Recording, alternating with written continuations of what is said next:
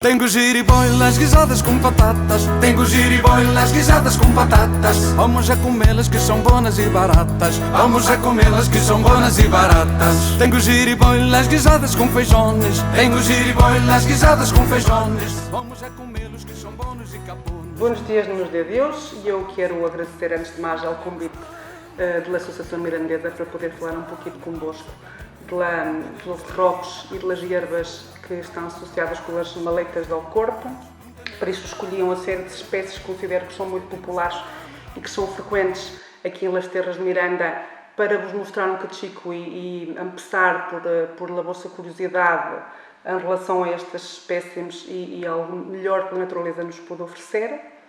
Em especial rocos, estes que estão aqui são todos muito frequentes, mas seguramente que poucos conheceis, porque no IEL a cultura popular realmente da terra de Miranda é muito micófaga e não há muitos estudos e muito conhecimento sobre estes rocos que temos aqui, apesar que são muito frequentes.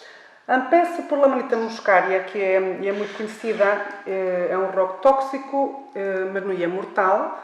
Na realidade está muito associado a alucinações e incluso os primeiros povos que estiveram por aqui, os betones, utilizavam muito este roco para fazer as suas festividades e por se aproximar dos deuses e por todos aqueles que eles pensavam que mais lhe aproximavam da honra divina.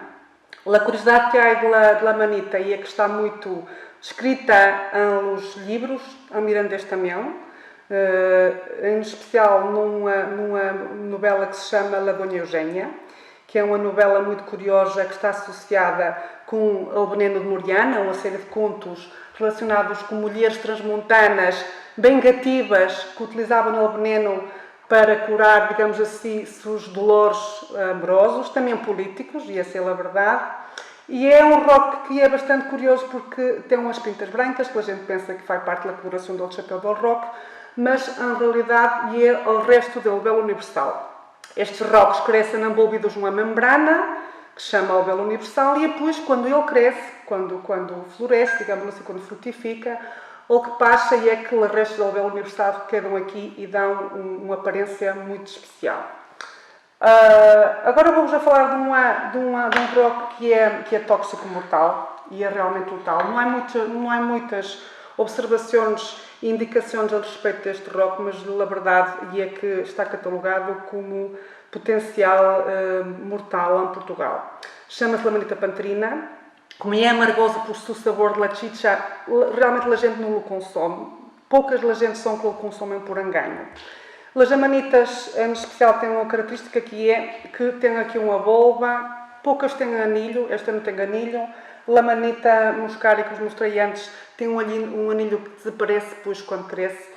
E o curioso é que pouca gente entende as diferenças entre amanitas e alguns jagáricos, os outros rocos também têm anilho, mas não têm volva. Portanto, para diferenciar estas espécies é necessário tirá-las da terra para que podamos ver realmente as características do OP, que é o que dá realmente esta particularidade de integrá-las na família das amanitas. Este, em geral, é muito fácil de identificar porque tem um color verdoso metálico, portanto também não há muita confusão. Agora vou começar por mostrar-vos alguns rocos mais característicos, acho que são muito emblemáticos pelos cores que têm.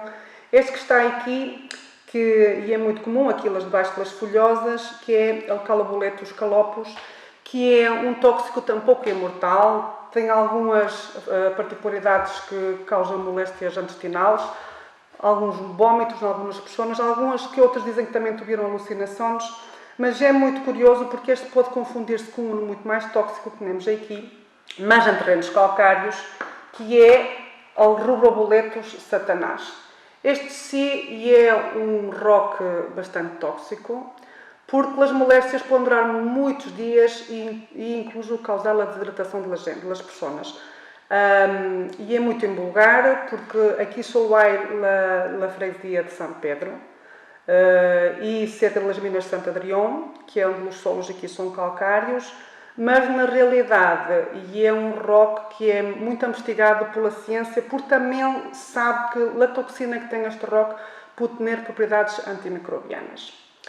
Vou-vos a falar de outro roco que é realmente este muito curioso por o color que tem. que é alcutinários ersínicos. Há muito neles espinos e é muito comum, aqui encontra-se com muita facilidade, debaixo das acículas dos espinos, portanto não é difícil encontrá-lo. E a gente realmente ele renuncia por alcolor, e é muito comum que a gente associe ao color dos rocos ao vermelho, ao morado, ou colores mais fortes a venenos. E em realidade, muitos desses colores de rocos estão associados a venenos e é uma forma também que a natureza ha encontrado, e eu penso, para que se refugiem dos ataques de alguns animais que eles poderiam consumir. Então, estes colores mais bruscos, mais frios, realmente também afastam um pouco ao consumo. E a verdade é que é muito amargoso, portanto também a gente não consumia.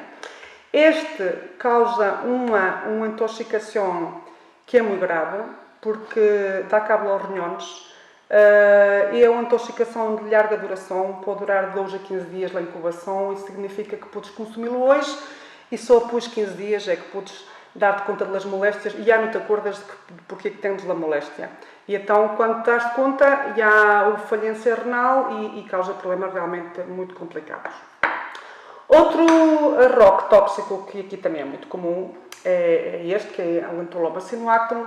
Cresce-se gregário também aos grupos, parecem todos que são hermanos gemelos, portanto eles crescem aqui por aí, aqui desta forma tão característica. E às vezes, quando são pequenos, quando estão assim sob a forma de uma bolhica, podem confundir-se com o outro champignon que todos conhecemos, a Lagaricus campestris, que cai por aqui.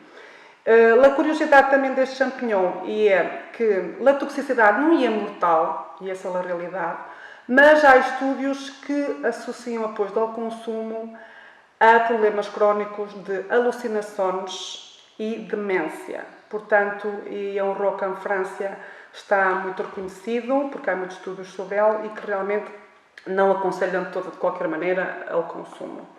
Depois há outro muito característico também que temos aqui, aqui já se pela erva, que temos aqui, que é este rock. Tem uma característica muito peculiar, porque como vedes aqui, no chapéu, sai aqui umas cortinas que andam aqui pegadas, também são restos da alvéola universal, que lá manita se manifesta sob a forma de las bolhicas, aqui manifesta sob a forma de uma cortina, e que lhe dá uma aparência muito característica, portanto é muito fácil de identificar. E este rock, bastante característico, tem um nome muito difícil, que é a Psathyrella canduliana, em homenagem a um suíço que descobriu o rock, e realmente a toxina que tem não é muito grave, provoca problemas gastrointestinais, basta uma lavagem ao estômago, uma limpeza ao intestino com uma água pura, soro fisiológico, e então, passado um dia ou dois, as moléstias passam com muita facilidade.